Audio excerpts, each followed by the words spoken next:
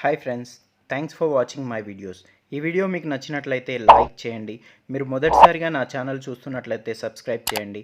అలాగే నేను చేసే వీడియోస్ నోటిఫికేషన్ కోసం గంట సింబల్ నొక్కండి. ఫ్రెండ్స్, ఇంకా ఆలస్యం చేయకుండా వీడియోని మొదలు పెడదాం. ఈరోజు మా ప్రయాణం సిద్దిపేట జిల్లాలో ఉన్న రంగనాయక్ సాగర్ ప్రాజెక్ట్. ఆ ప్రాజెక్ట్ వేములవాడకి వెళ్లే దారిలో సిద్దిపేటని ఆనుకుని సుమారుగా 2 కిలోమీటర్ల దూరంలో ఉంది. అదిగో ఆ కనిపిస్తున్నదే ఆ ప్రాజెక్ట్ యొక్క మెయిన్ ఎంట్రన్స్.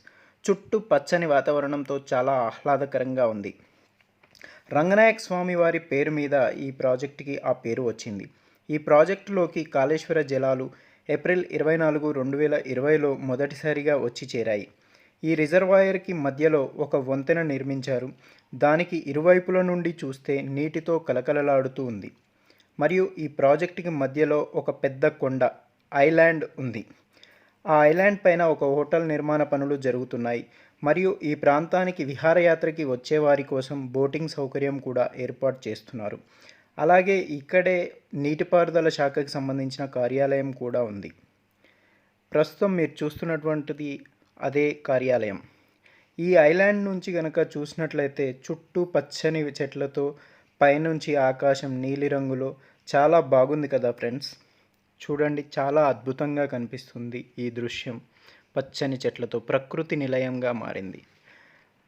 ఫ్రెండ్స్, మనం ఇప్పుడు ఇక్కడ ఉన్నటువంటి ఈ ప్రాజెక్ట్ నుండి చూస్తే సిద్దిపేట పట్టణం చాలా దగ్గరలో కనిపిస్తుంది. మీకోసం కెమెరాని కొంచెం జూమ్ చేసి ట్రై చేస్తా ఫ్రెండ్. అదిగో ఆ కనిపిస్తున్నదే సిద్దిపేట పట్టణం. చాలా అద్భుతంగా ఉంది కదా ఫ్రెండ్స్. ఇక్కడ నుంచి చూస్తుంటే సుందరమైన దృశ్యం.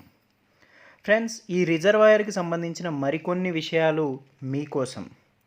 ఈ ప్రాజెక్ట్ యొక్క అద్భుతం ఏంటంటే, ఇంత పెద్ద ప్రాజెక్ట్ నిర్మాణం కోసం ఒక్క ఇల్లు కూడా ముంపుకు గురి కాకపోవడం చాలా విశేషం. కాళేశ్వరం ప్రాజెక్టులో అతి పెద్దదైనటువంటి బాహుబలి మోటార్ ఇక్కడి పంపు హౌస్లోనే ఏర్పాటు చేశారు. దీని సామర్థ్యం 139.5 మెగావాట్లు.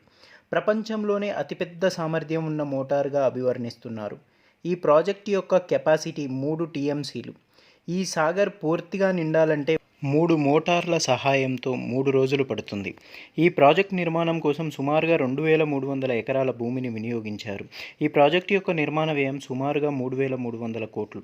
ఈ ప్రాజెక్టు ద్వారా సిద్దిపేట మరియు సిరిసిల్ల జిల్లాల పరిధిలోని 110,000 ఎకరాలకు సాగునీరు అందనుంది. అలాగే ఈ రిజర్వాయర్ అతి తొందరలో మంచి పర్యాటక ప్రాంతంగా రూపుదిద్దుకోవడమే కాకుండా సిద్దిపేట జిల్లాకు ఒక మంచి గుర్తింపు వచ్చే విధంగా కూడా ఉంటుంది. ఫ్రెండ్స్, ఇలాంటి మరెన్నో అద్భుతమైన వీడియోస్తో మీ ముందుకు వస్తాం. Thanks for your support. Friends, next video కోసం మా అన్వేషణ ఇప్పుడే మొదలయ్యింది.